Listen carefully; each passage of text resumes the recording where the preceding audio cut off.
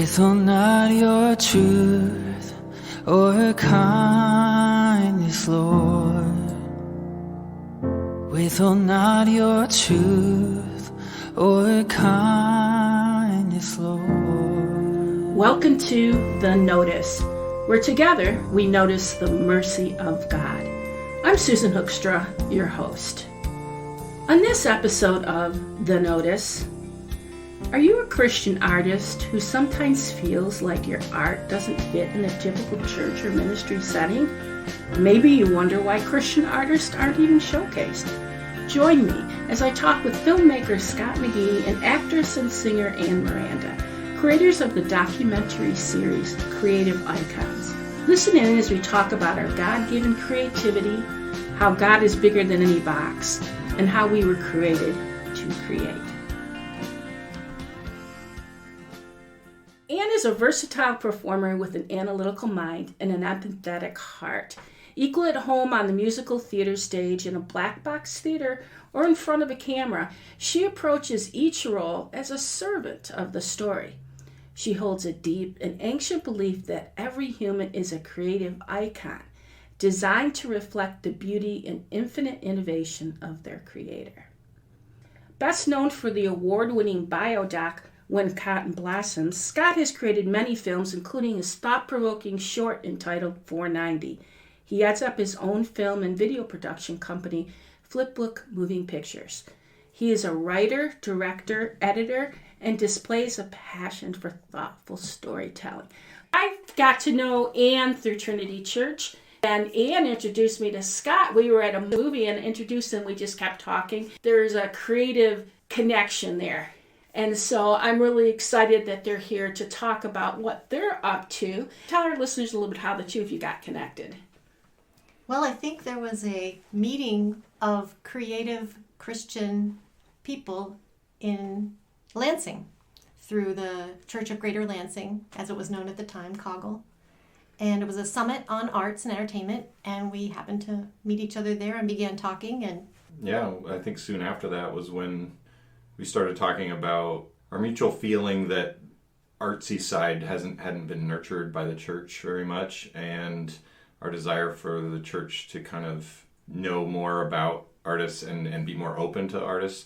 And so I was talking documentary, she was talking a nonprofit for artists, and just kind of dreaming together, and then both kind of helped birth the other. So she has a nonprofit now called Be an Icon Creative Arts Network, and I have the documentary, and they kind of support each other. And the documentary is called Creative Icons, and the Be an Icon came out of that. So how did this documentary, like you talked a little bit about how you guys connected on it. So what got you started? I mean, you had to come up with a concept, didn't you? Well, we started talking about it, and we planned it all out. And our first interview was going to be Max McLean, who you may have seen in Most Reluctant Convert, and he headed up the Fellowship of Performing Arts in New York City.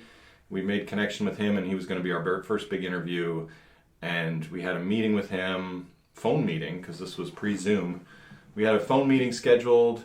He was going to be in Ann Arbor for a big performance. We were going to interview him when he was there. And the day that we were supposed to meet with him, his performance in Ann Arbor got canceled because of this new thing that everyone was talking about, the COVID-19. Oh, yeah. So that's how long we've been working on this. But yeah, so that our first interview got canceled because of COVID. And then during COVID, we ended up, as things started opening up a little bit more, we went to people's homes with a very small crew of just the 2 or 3 of us, and interviewed in garages, interviewed outside, outdoors. Yeah, interviewed masked. We were all masked, but the person we were interviewing wasn't. Trying to make it work. But, all the protocols. Yeah, so it kind of started during the pandemic with just contacting basically artists that we knew of locally. Then we were in Lansing, and we went then to Grand Rapids. We went to Chicago for some interviews. How did you decide on which artists to use? Well, Scott's got a fan list. He says, I'm basically a fan of all these people. Yeah. Okay. I would love to so talk it's to people them. that you just happen Well, to it like. was when I started doing a lot of reading on the subject of art and faith. There's lots of academic books written about it, and none of my friends in the church are reading these books. I just kind of get a kick out of them, but I really felt like maybe if we put a documentary out there that's on a streaming site, maybe more people would see it than are reading these books. And these books are talking about some of these artists. You know, Mako Fujimura wrote a book that I read called Art Plus Faith. He's written multiple books, and he's a great artist. And then, you know, we looked into who else. I met some people also that, and I was looking for artists that weren't just doing arts. I was looking for artists that aren't advertising that they're Christians. Okay, interesting. And so, because I like to see the artists that are working in the secular space and being accepted by the secular market. But then I would be like, I bet they're a Christian, because I can tell by their work that, and so I'd reach out to them and be like, are you a Christian? Because I think you are. And so I literally was just a fan of some of these people. Aaron Zenz was one like that I was like, his favorites list on his website, favorite books, had a lot of C.S. Lewis and I was like, I bet he's a Christian. So, you know, Aaron Zenz, and then I met Sarah Arthur, and just all these people we interviewed came out of just being a fan of what they were doing and thinking like, I bet they're doing this out of a calling, not just because, because they feel like creating art. They're doing this as a calling, so. Yeah, and the idea of the icons was these big, you know, iconic people, Bono, Right. C.S. Lewis, you know, famous, Madeleine L'Engle, they're famous icons of the faith. And since they're no longer around to interview, we then... Or Bono's a little too hard. Bono's hard to get a hold of. Sure, you know? yeah. I don't know. I have him on speed No, dial, somebody yeah. let his people call my people if we can interview. So we started exploring who's written about them and who is expert on them and who lectures about them. And then we came across some of these people we're talking to. So you emphasize that this series isn't necessarily about creating religious art, because sometimes I think when we think of artists, a lot of times the art that they may express themselves in, whether it's the performing arts like dance, art, theater, painting, film, all those aren't usually seen in a church setting, right? So tell me who are we trying to encourage here? I think that the church does worship arts pretty well, and I think they've started to do more evangelistic art, which I wouldn't say we're doing successfully yet, very well, but I think we wanted to reach beyond just worship and evangelism, where, you know, sometimes God sends us into the world and to plant seeds, you know, and not necessarily to, you know, there's the John the Baptist. You were just, actually, why don't you share that? But the idea of being the John the Baptist and not necessarily being the ones who are bringing the actual word, but bringing the seeds and bringing the tilling the soil, maybe. Yeah, preparing the way. And I'm thinking about I think it's Isaiah 30, where he's the scripture that sort of foretells about John the Baptist, and he says all of the mountains and, you know, the mountains will be laid low and the valleys lifted, and make way the path for the Lord, make straight his ways, and then all the glory of the Lord will be revealed. And so I feel like that is the call of the artist in today's world, is to make straight that path, prepare us for the coming of the Lord, because all his glory will be revealed at that time. So is it necessarily to preach to the choir, entertain Christians? I don't think so. I think Right. art and beauty and Christian artists should probably, if you're an artist and a Christian, you should probably be looking to showcase what God's given to you to the world. Right. I know in Exodus 35:35 it describes creatives, and it says, "He has filled them with skill to do all the work of a gem cutter, a designer, an embroiderer in blue, purple, and scarlet yarn, and fine linen, and a weaver. They can do every kind of craft and design artistic designs." So God knows about creativity. He's a creative God. I mean, he created us, but he loves creativity. He loves colors. I mean, even an artist, where do they get their colors from? Nature. So there's all this connection to our Creator, right? So tell me how that kind of weaves into the documentary.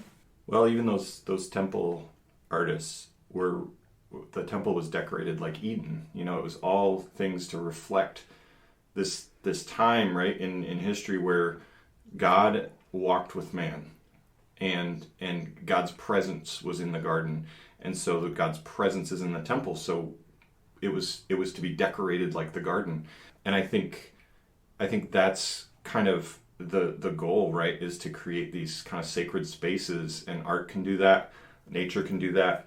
And we were talking about that this weekend in the episode we're recording, episode 2 that we were filming here. But just the idea that God created us, but we were created in His image, and now our job is to stay connected to Him through being like Him, whether that's creating or loving people or And you mentioned the temple. Well, we're the temple now, right? Yeah. So this means wherever we go, the Holy Spirit goes. So we're the garden. Yeah. So the point is, I think I was explaining this to you earlier, Anne, when we were talking, that, as a clarinetist, for instance, I'm a clarinetist, and that's part of who I am, but I'm a son or a daughter of the King, right? And I represent Christ. So I could go into rehearsal. How am I going to represent Christ in that rehearsal? And part of that is to bring beauty into the world, which is a reflection of our Creator. Beauty of sound, for instance, So it's to reflect Him while I'm there. Doesn't necessarily mean I have to be playing a religious song or a Christian song. I can be present. Mm-hmm. And the Holy Spirit is present, and I can be kind and execute the fruits of the Spirit with the people that I'm with. So that's where you're going? Yeah. It kind of gives bloom where you're planted kind of a whole new meaning. Right. You've already completed episode 1, and that's available for people to see. Episode 2 is coming up, and that's what you were here doing today was filming for that. Tell me a little bit about episode 2. What's the connection there? Well, it is called Wonder. So we were talking about connecting with God and the wonder of nature and the wonder of art. And being connected, we also are the branches. He is the vine and we're the branches, and we reach out in love to our world. While you were here, you were in our barn in November. It was a little cold out there, wasn't it? Kind of regretting that decision, but it was beautiful.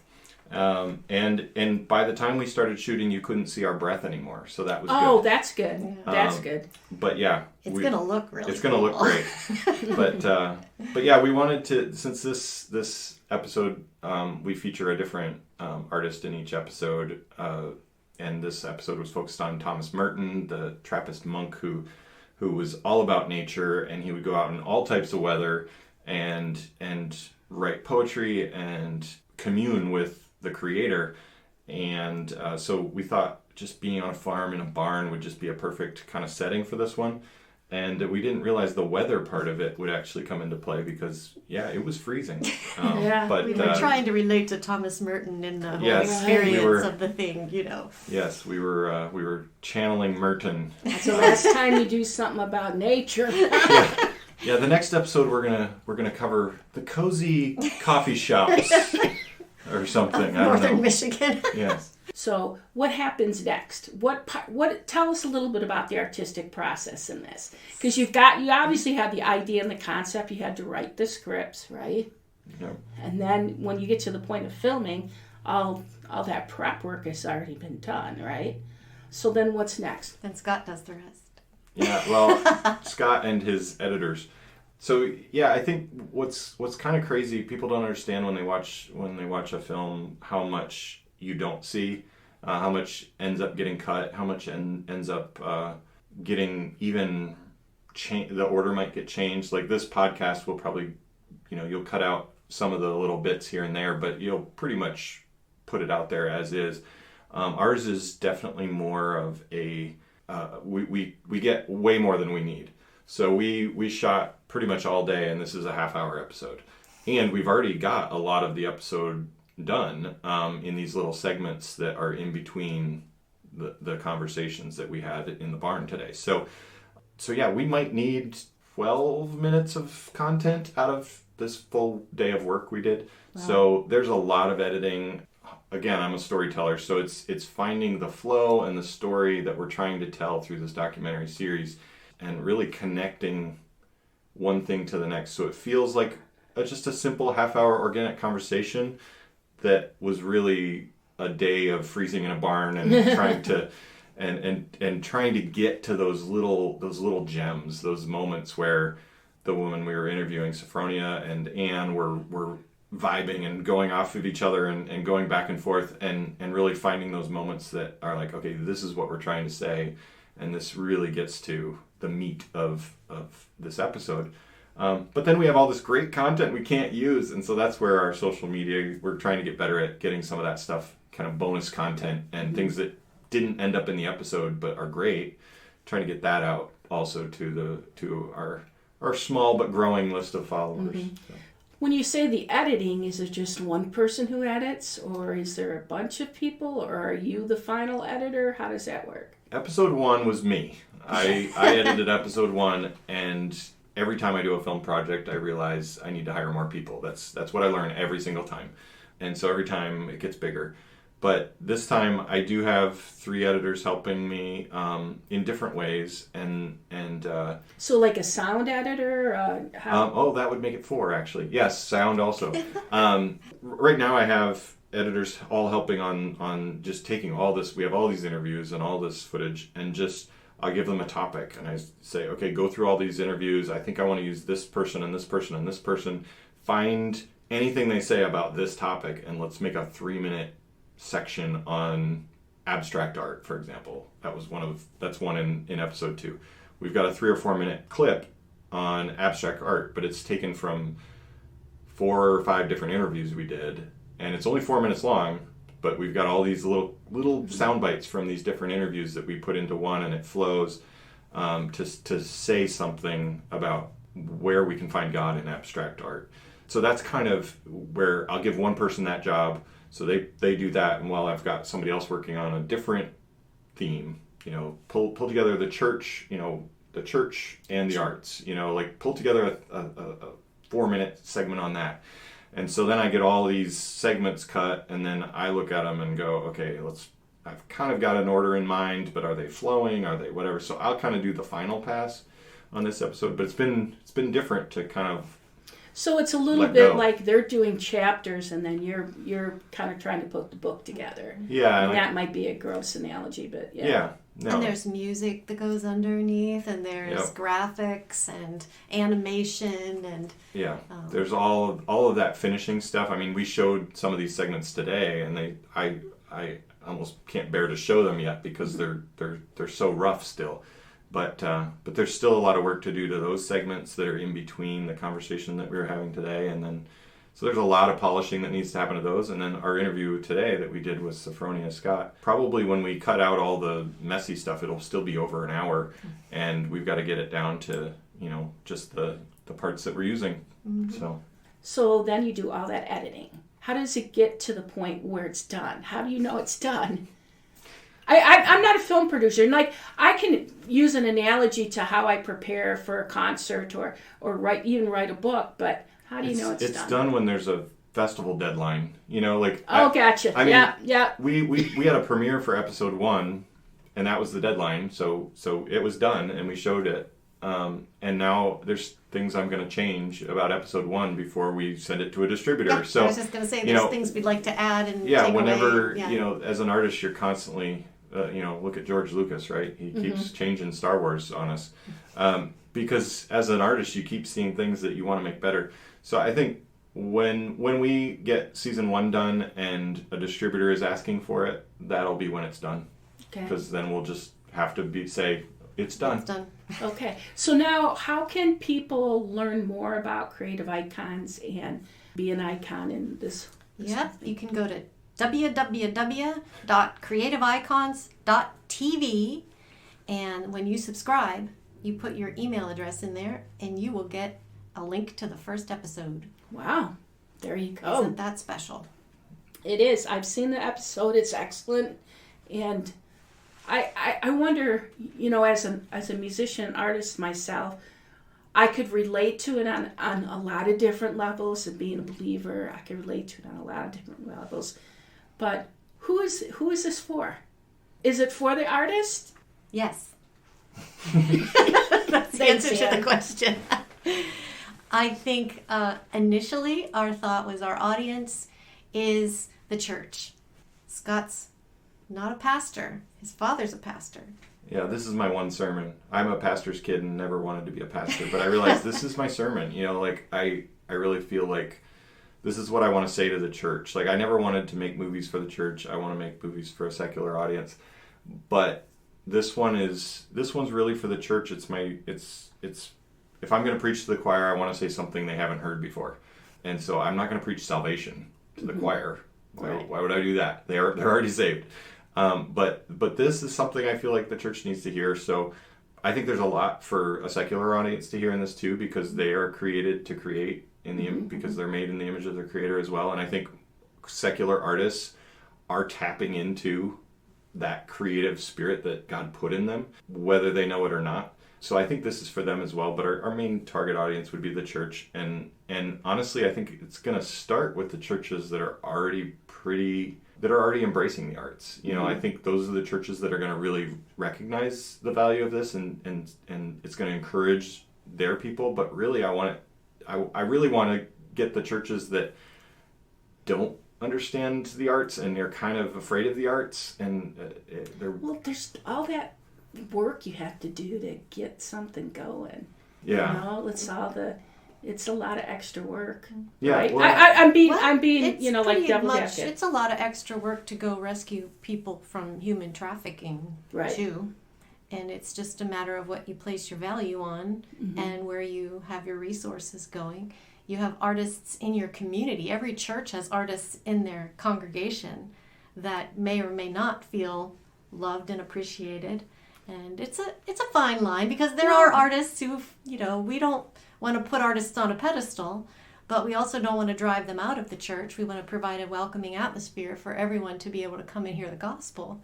So, and the thing about being an artist too is that sometimes when you're involved in your art, you're looking at what's wrong with it. You're dissecting it. You're saying, okay, I got to edit this. 4 hours of filming, I got 15 minutes. There's all this that we kind of throw out or whatever.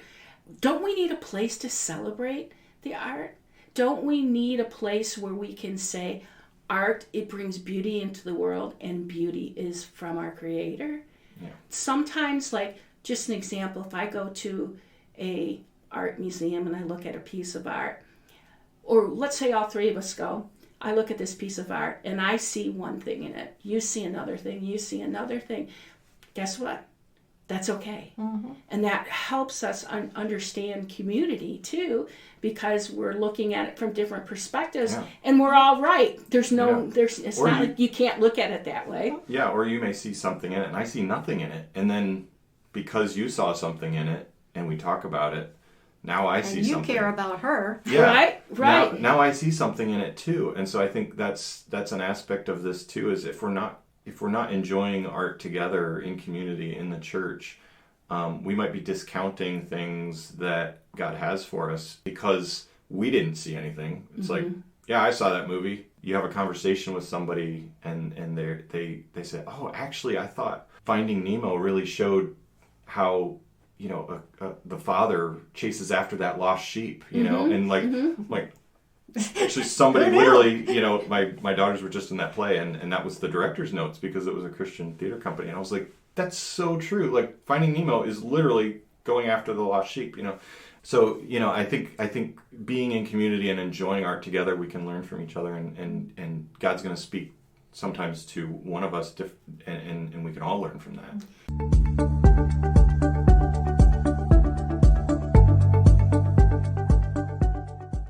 It's not every day you have a film crew on your property. Hosting the cast and crew of Creative Icons reminded me of an earlier episode of The Notice, where I talked with singer-songwriter Justin Reed about creativity. In that episode, we defined creativity as to create something that didn't exist before. Maybe that seems overly simplistic, or maybe some of you think, well, I can't be creative because I'm not artistic. Friends, if you're thinking you're not creative, take a minute and remember the last time you created something. Maybe it was designing a house or trying a new recipe or even tackling a spreadsheet. Without your creativity, it wouldn't exist. Yes, Creative Icons highlights artists of varying kinds, but its spirit aligns with the perspective that creativity needs to be celebrated. Colossians 3:23 tells us, whatever you do, work at it with all your heart as working for the Lord. So when was the last time you took notice of your creativity? When was the last time you took notice of the Creator? Perhaps one of the best ways we can get busy is to rest in the slogan presented in the first episode of Creative Icons. Created to create. Until next time, take notice.